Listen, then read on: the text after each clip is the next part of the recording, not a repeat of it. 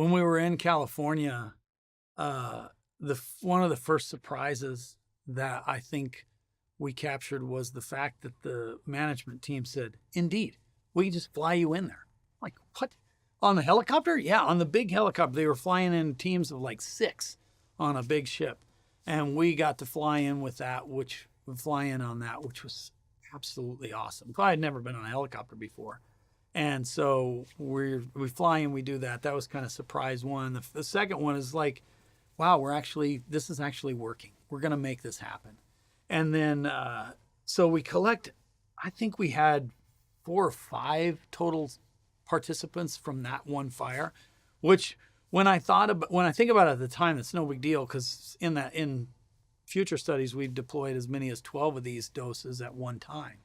And again, each one is like $1,000. You're committed. Here you go. It's $1,000. And so I was really nervous about all those urine samples because that's thousands and thousands of dollars worth of whiz in this cooler. And then I had another batch of samples in this box. I was making triplicate samples of every time point. And we were collecting time points every day, not knowing, is this technique going to work with this subject population? Because we were kind of redefining how this isotope technique was going to, if it was going to work or not. And we were working with a researcher at the University of Chicago to help pull this thing off. So we had triplicate samples of everything. One of those batch of samples I FedExed back to the university. The other batch I put in my checked baggage that when we were getting ready to fly home.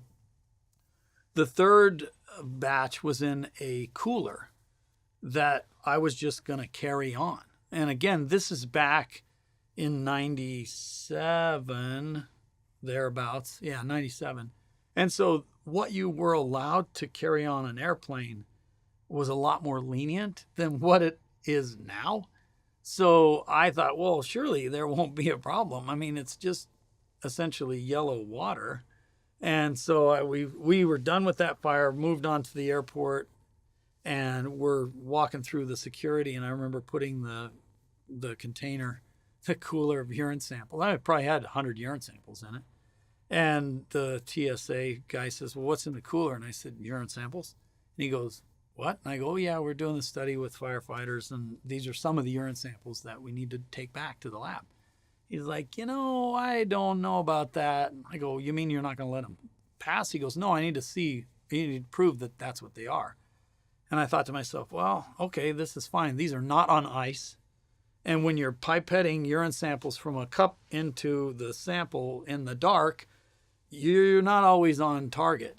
And so I knew what that cooler smelled like. The TSA employee did not know what the cooler smelled like. So he made me open it up. And that small contained area all of a sudden was just a nice bouquet of wildland firefighter urine that just permeated the whole part of the airport there. He's like, close it, get it up, close it.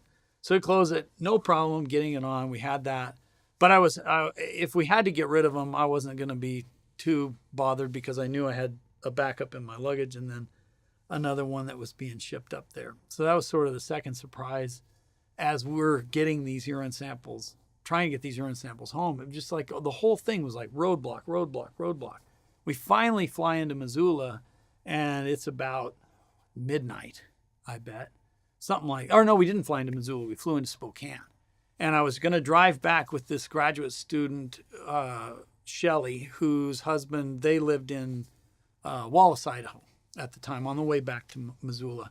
So she said, oh, man, you should just stay with us tonight. You don't want to drive back all night. It'd take you a while. And so I dropped her off with her husband in Wallace. And I thought, you know what? I'm just going to plow through it. I'm going to get home. I need to get home. I hadn't seen Jo, my wife, for 10 days because of being on the Lincoln fire and then boom, right to this other fire at least. So I pull in, drop myself into bed, fall asleep. At about 7 o'clock in the morning, I'm still passed out sleeping. Jo is pounding me pounding my arm, standing next to the bed, waking me up. I'm like, what the heck? I just got in at 2 o'clock in the morning. I need to go to sleep. And she puts this thing down in front of my face. It looked like a white popsicle stick. And on the end of it, it had a little plus sign. And I thought, what? I'm barely focusing my eyes. I've just had 10 days of nonstop surprises.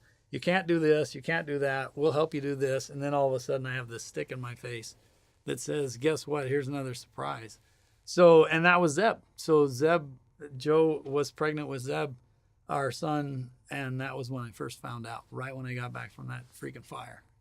So I feel like working with these teams and smashing that together with my other academic adventures, but then my life outside of work, the whole thing is a tangled mess. And because it's a tangled mess, it makes it that much more intimate when I work with these teams or when I get to do this kind of research, which makes it the most rewarding kind of work that I've done as a researcher.